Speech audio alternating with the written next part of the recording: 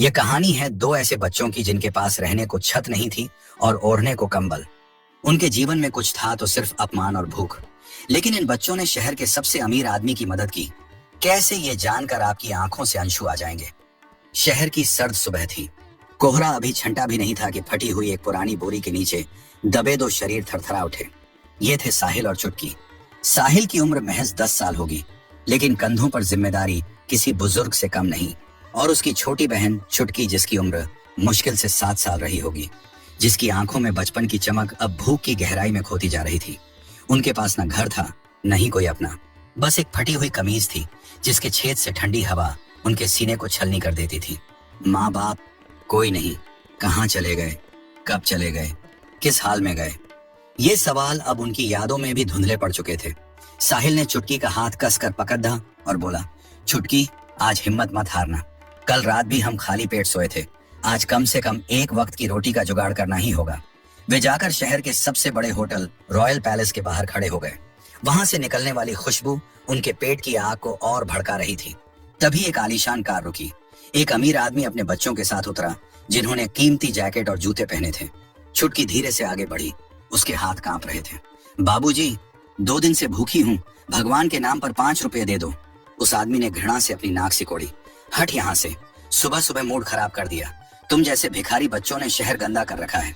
इतना कहकर उसने चुटकी को जोर से पीछे धकेला। चुटकी का पैर फिसला और वह सीधे सड़क के किनारे भरे गंदे नाले के पानी में जा गिरी। उसके हाथ छिल गए। कीचड़ उसके चेहरे पर लग गया। वह रोने लगी। साहिल भागा भागा आया और उसे उठाया। आसपास के लोग मदद करने के बजाय रुककर तमाशा देखने लगे। कुछ लोग तो मोबाइल से वीडियो बना रहे थे और कुछ हंस रहे थे। एक दुकानदार चिल्लाया, ओए छोकरे, यहाँ भीड़ मत लगा, आगे बढ़ वरना पुलिस बुला लूंगा। अपमान के घूंट पीकर वे दोनों एक पार्क के कोने में बैठ गए। साहिल ने अपनी फटी कमीज के कोने से चुटकी का चेहरा साफ किया। साहिल की आंखों में आंसू थे, पर वह रो नहीं सकता था। उसने सोचा, क्या हम इंसान नहीं हैं? क्या हमें भूख नहीं लगती? क्यों लोग हमें देखकर अपना रास्ता बदल लेते हैं, जैसे हमें छूने से उन्हें कोई बीमारी हो जाएगी। उसी शहर के दूसरी तरफ राजवर्धन नाम का एक बहुत बड़ा बिजनेसमैन अपनी लग्जरी कार से एक बहुत जरूरी डील के लिए निकल रहा था। वह करोड़ों का मालिक था, लेकिन आज किस्मत को कुछ और ही मंजूर था। रास्ते में भारी ट्रैफिक के कारण वह पैदल ही शॉर्टकट लेने के लिए एक तंग गली से गुजरने लगा। भीड़ भाड़ वाले उस इलाके में किसी शातिर जेब कतरे ने राजवर्धन का बटुआ, पर्स उठा लिया। उस बटुए में न केवल रुपए थे, बल्कि उनके जरूरी कार्ड्स और उस डील के पेपर की चाबी भी थी। जब राजवर्धन को एहसास हुआ कि उनका पर्स चोरी हो गया है, तो उनके पैरों तले जमीन खिसक गई। वह घबराकर लोगों से मदद मांगने लगे। वह एक आदमी के पास गया और बोला, साहब, मेरा सब कुछ लूट गया। मेरा पर्स चोरी हो गया है। उसमें मेरी फैक्ट्री की चाबियां और जरूरी कागजात थे। मुझे बस एक फोन करने दीजिए, मैं आपका एहसान कभी नहीं भूलूंगा। उस आदमी ने राजवर्धन को ऊपर से नीचे देखा। राजवर्धन के कपड़े पसीने और धूल से खराब हो चुके थे। उस आदमी ने सोचा कोई ठग है। उसने कहा, नया तरीका निकाला है भीख मांगने का, जाओ यहाँ से, मुझे देर हो रही है। राजवर्धन हैरान थे। जो कल तक दूसरों की मदद करते थे, आज वही सड़क पर लाचार थे। कोई उन पर विश्वास नहीं कर रहा था। हार मानकर वे चौराहे के पास एक बेंच पर सिर पकड़ कर बैठ गए। वहीं साहिल अपनी बहन के साथ एक टूटा कटोरा लेकर सड़क के किनारे बैठ गया। दिन चढ़ता गया, धूप तेज होती गई। कटोरे में कभी 2 रुपए, कभी 5 रुपए और कई बार कुछ भी नहीं। भूख जब रोज की मेहमान बन जाए तो इंसान खुद से भी नजरें चुराने लगता है। शाम तक दोनों के पास सिर्फ इतने पैसे थे कि एक सूखी रोटी भी पूरा पेट नहीं भर सकती थी। चुटकी ने धीमी आवाज में पूछा, भैया, आज खाना मिलेगा ना? साहिल ने झूठी मुस्कान के साथ कहा, हाँ, कुछ ना कुछ हो जाएगा। लेकिन साहिल जानता था आज फिर दोनों को आधे पेट सोना पड़ेगा। और तभी किस्मत ने एक ऐसा मोड़ लिया जिसके बारे में इन बच्चों ने कभी सोचा भी नहीं था। जब वो चलते हुए अपने जा रहे थे, तब साहिल का पैर किसी चीज से टकरा गया। नीचे देखा तो एक पुराना फटा हुआ पर्स पड़ा था। साहिल ने उसे उठाया। उसने पर्स खोला और अगले ही पल उसकी आंखें फैल गईं। उसके अंदर 500 के नोटों की गड्डी थी, पूरे 5000 रुपए। इतने पैसे उन बच्चों ने अपनी पूरी जिंदगी में एक साथ नहीं देखे थे। छुटकी की आंखें चमक उठी। उसने अपनी चोट का दर्द भुला दिया। भाई, भाई देखो, इतने सारे पैसे, आज हम गरम गरम समोसे खाएंगे, मैं दूध भी पीऊंगी, और भाई, तुम्हारे लिए एक कंबल भी आ जाएगा। अब हमें ठिठुरना नहीं पड़ेगा। साहिल के हाथ कांप रहे थे। एक तरफ उसकी बहन की भूख और उसकी छिल्लन थी, और दूसरी तरफ वे पैसे। समाज ने उन्हें सिर्फ धक्के दिए थे, तिरस्कार दिया था। आज मौका था कि वे उन पैसों से अपनी दुनिया बदल सकें, लेकिन जैसे ही दोनों आगे बढ़े, उन्हें सड़क के किनारे एक आदमी बेचैनी से इधर उधर देखता दिखा। उसके कपड़े अच्छे थे, चेहरा थका हुआ और आंखों में डर साफ दिख रहा था।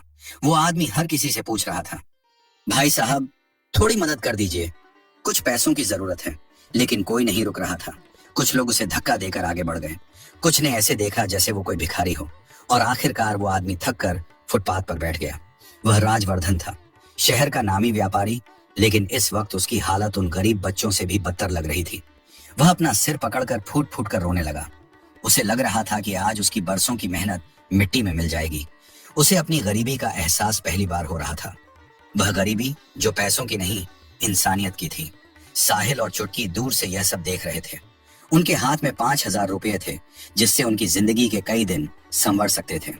साहिल के एक हाथ में 5,000 रुपये थे और दूसरे हाथ में उसकी छोटी बहन चुटकी का कांपता हुआ हाथ। उसके कानों में चुटकी की वह आवाज गूंज रही थी, भाई, आज हम भरपेट खाना खाएंगे। साहिल ने उस आदमी राजवर्धन की तरफ देखा। वह शख्स जो कपड़ों से तो राजा लग रहा था, लेकिन इस वक्त उसकी बेबसी किसी भिखारी से भी ज्यादा गहरी थी। वह अपनी महंगी घड़ी को बार बार देख रहा था और सड़क पर गुजरने वाली हर कार को उम्मीद से देखता, लेकिन कोई नहीं रुकता। चुटकी ने साहिल का कुर्ता खींचा और फुसफुसाते हुए कहा, भाई, क्या सोच रहे हो? चलो ना, सामने वाली दुकान पर खुशबू आ रही है, मुझे बहुत तेज भूख लगी है। साहिल ने पर्स की तरफ देखा और फिर उस रोते हुए आदमी की तरफ। उसने देखा कि उस आदमी के हाथ कांप रहे हैं और वह बड़बड़ा रहा था, सब बर्बाद हो जाएगा। अगर मैं समय पर नहीं पहुंचा तो हजारों मजदूरों का घर उजड़ जाएगा। कोई तो मदद करो। साहिल का दिल पसीज गया। उसे याद आया कि जब उसे धक्का दिया गया था तो उसे कैसा लगा था। उसने चुटकी की आंखों में आंखें डालकर कहा, चुटकी, अगर हम ये पैसे रख लेंगे तो हमारा पेट तो भर जाएगा, लेकिन शायद इस अंकल का सब कुछ छिन जाएगा। देख, ये कितने परेशान हैं। चुटकी छोटी थी, पर गरीबी ने उसे वक्त से पहले समझदार बना दिया था। उसने एक लंबी सांस ली और अपना सूखा गला साफ करते हुए बोली, भाई, तुम ठीक कह रहे हो, हम तो रोज भूखे रहते हैं, आज भी रह लेंगे, पर ये अंकल तो रो रहे हैं, शायद इन्हें हमसे ज्यादा जरूरत है। साहिल ने साहस जुटाया और राजवर्धन की ओर कदम बढ़ाए। जैसे ही वे दोनों गंदे कपड़ों वाले बच्चे राजवर्धन के पास पहुंचे, राजवर्धन ने उन्हें देखा और चिढ़कर बोले, देखो बच्चों, मेरे पास तुम्हें देने के लिए कुछ नहीं है, मैं खुद सब कुछ खो चुका हूँ, कृपया मुझे अकेला छोड़ दो। गरीबी ने इन बच्चों से सब कुछ छीना था, सिवाय इंसानियत के। साहिल खड़ा हुआ था। उसने जेब से वो पर्स निकाला और कहा, अंकल, आज हमें ये पैसे मिले थे, हम खाना खाने जा रहे थे। राजवर्धन आश्चर्य से साहिल की तरफ देखा। साहिल की आवाज हल्की कांप रही थी। उसने कहा, आप ये ले लो, हम तो रोज ही भूखे रहते हैं, आज भी रह लेंगे। ये कहते हुए साहिल ने पर्स उस आदमी के सामने रख दिया। एक पल के लिए वो आदमी कुछ समझ ही नहीं पाया। आदमी, बेटा, ये तुम क्या कह रहे हो? चुटकी मुस्कुराई, अंकल, आप परेशान मत हो, हम ठीक हैं। जिस बच्चे ने कभी भरपेट खाना नहीं खाया, वो आज किसी और की भूख मिटा रहा था। राजवर्धन के हाथ कांपने लगे, उसकी आंखों से आंसू बिना इजाजत बहने लगे। उसने साहिल के हाथ पकड़े। बेटा, मुझे नहीं पता मैं कौन सा पुण्य लेकर आया हूँ जो आज मुझे तुम जैसे बच्चे मिले। राजवर्धन ने पर्स खोला। 5,000 रुपए देखकर वो सन्न रह गया। इतने पैसे, और तुम? वो बोल नहीं पा रहा था। राजवर्धन ने पैसे वापस साहिल की तरफ बढ़ाए और कहा, नहीं बेटा, मैं ये नहीं ले सकता। साहिल ने सिर हिला दिया। अंकल, अगर आप नहीं लोगे तो हमें बुरा लगेगा, चुटकी ने मासूमियत से कहा, और अगर आप परेशान रहे तो हमें नींद नहीं आएगी। ये सुनकर राजवर्धन फूट फूट कर रो पड़ा। उसने दोनों बच्चों को सीने से लगा लिया। शहर के बीचों बीच एक अमीर आदमी 2 गरीब बच्चों के सामने सबसे गरीब हो गया था। उसने सोचा भी नहीं था कि जिस शहर के बड़े बड़े लोगों ने उसे दुत्कार दिया, वहां इन 2 फटेहाल बच्चों ने उसकी मदद की। उसने पूछा, तुमने खाना खाया? सुबह से कुछ खाया है तुम दोनों ने? चुटकी ने मासूमियत से कहा, नहीं अंकल, कल रात से कुछ नहीं खाया। हम इन पैसों से खाना खाने ही जा रहे थे, पर आपको रोते देखा तो लगा कि आप हमसे ज्यादा दुखी हैं। राजवर्धन के सीने पर जैसे किसी ने पत्थर रख दिया हो। उसे अपनी अमीरी पर शर्म आने लगी। वह सोचने लगा कि वह कितना छोटा इंसान है और ये बच्चे कितने महान। उस समय वो जल्दी में था, उसकी मीटिंग का समय हो चुका था, लेकिन वह बच्चों को अकेला छोड़ना नहीं चाहता था। इसलिए राजवर्धन ने अपनी जेब से एक पेन निकाला और एक कागज के टुकड़े पर कुछ लिखकर साहिल को दिया। उसने कहा, बेटा, मुझे अभी एक बहुत जरूरी काम से जाना है, लेकिन तुम दोनों यहीं रुकना, मैं वापस आऊंगा। वादा करो तुम यहाँ से कहीं नहीं जाओगे। साहिल ने वादा तो कर दिया, लेकिन क्या राजवर्धन वाकई वापस आएगा, या यह भी एक अमीर आदमी का झूठा वादा था? राजवर्धन तो पैसे लेकर और ऑटो पकड़ के निकल गया, लेकिन पीछे छोड़ गया दो मासूम जिंदगियां जो उम्मीद और भूख के बीच झूल रही थीं। साहिल के हाथ में वह छोटा सा कागज का टुकड़ा था जिस पर कुछ लिखा था जिसे वह पढ़ नहीं सकता था क्योंकि वह कभी स्कूल नहीं गया था। छुटकी ने अपनी सूखी हुई आंखों से कार को ओझल होते देखा और फिर साहिल का हाथ पकड़ डाकर पूछा, भाई क्या वो अंकल सच में वापस आएंगे या उन्होंने भी बाकी लोगों की तरह हमें टाल दिया? साहिल ने कागज को अपनी फटी जेब में संभाल कर रखते हुए कहा, पता नहीं छुटकी, पर उनकी आंखों में सच्चाई थी। उन्होंने वादा किया है और हमें इंतजार करना चाहिए। सूरज अब सिर पर आ चुका था। तपती सड़क से उठती भाप बच्चों के नंगे पैरों को जला रही थी। 1 घंटा बीता, 2 घंटे बीते, पर राजवर्धन का कोई पता नहीं था। भूख अब बर्दाश्त से बाहर हो रही थी। छुटकी का चेहरा पीला पड़ने लगा था और उसे चक्कर आने लगे। वह सड़क के किनारे एक पेड़ की छांव में बैठ गई। तभी पास के एक ढाबे से ताजी रोटियों और सब्जी की महक आई। साहिल ने सोचा कि क्यों ना वह दुकानदार से एक रोटी मांग ले। वह हिम्मत जुटाकर ढाबे के पास गया। साहब, मेरी बहन बहुत भूखी है, क्या एक बासी रोटी मिल जाएगी? कल वो अंकल आएंगे तो मैं आपके पैसे चुका दूंगा, साहिल ने गिद्धाते हुए कहा। ढाबे वाले ने गुस्से में एक डंडा उठाया और चिल्लाया, भाग यहाँ से, सुबह से तीसरा भिखारी आया है। वो अंकल तुझे पैसे देने आएंगे? शक्ल देखी है अपनी। वो अमीर लोग सिर्फ काम निकालने के लिए मीठी बातें करते हैं। चल हवा आने दे। साहिल वापस चुटकी के पास आकर बैठ गया। उसकी आंखों में बेबसी के आंसू थे। वह सोचने लगा, क्या मैंने गलती की? उन 5,000 रुपयों से मैं छुटकी को डॉक्टर को दिखा सकता था, उसे भरपेट खाना खिला सकता था। क्या मैंने एक अजनबी पर भरोसा करके अपनी बहन की जान खतरे में डाल दी? शाम होने को आई थी। आसमान में लाली छा गई थी, लेकिन इन बच्चों की जिंदगी में अंधेरा बढ़ रहा था। छुटकी की हिम्मत अब जवाब दे रही थी। उसने रोते हुए कहा, भाई मुझे बहुत डर लग रहा है, मुझे भूख नहीं, अब बस नींद आ रही है। साहिल ने उसे अपनी गोद में लिटा लिया। वह बार बार सड़क की तरफ देखता कि शायद वह बड़ी कार फिर से दिखे। हर गुजरती कार की हेडलाइट उसकी आंखों में उम्मीद जगाती, लेकिन वह कार पास आकर आगे निकल जाती। अचानक वहां पुलिस की एक गाड़ी रुकी। एक हवलदार उतरा और साहिल के पास आया। ए लड़के, यहाँ क्या कर रहे हो? और ये जेब में क्या छिपा रखा है? निकाल बाहर, हवलदार ने कड़डी ढाई से पूछा। साहिल घबरा गया। उसने कांपते हाथों से वह कागज का टुकड़ा निकाला। हवलदार ने उसे छीन लिया और टॉर्च की रोशनी में पढ़ा। जैसे ही उसने कागज पढ़ा, उसके चेहरे के हाव भाव बदल गए। हवलदार ने हैरानी से पूछा, ये कागज तुझे किसने दिया? साहिल डर के मारे कुछ बोल नहीं पा रहा था। उसे लगा शायद वह कागज कोई मुसीबत है, लेकिन उस कागज पर ऐसा क्या लिखा था जिसने पुलिस वाले के तेवर बदल दिए? क्या राजवर्धन ने बच्चों को फंसाने के लिए कोई चाल चली थी, या यह उनकी किस्मत खुलने का इशारा था? हवलदार ने उस कागज को एक बार फिर ध्यान से पढ़ा। उस पर लिखा था, ये बच्चे मेरे फरिश्ते हैं, इन्हें सम्मान के साथ मेरे दफ्तर पहुंचाया जाए। नीचे राजवर्धन का निजी नंबर और हस्ताक्षर थे। हवलदार जो कुछ देर पहले चिल्ला रहा था, अब अपनी टोपी ठीक करते हुए बोला, बेटा तुम लोग यहाँ हो? राजवर्धन सर ने पूरे शहर की पुलिस को तुम्हारी तलाश में लगा रखा है। चलो मेरे साथ गाड़ी में बैठो।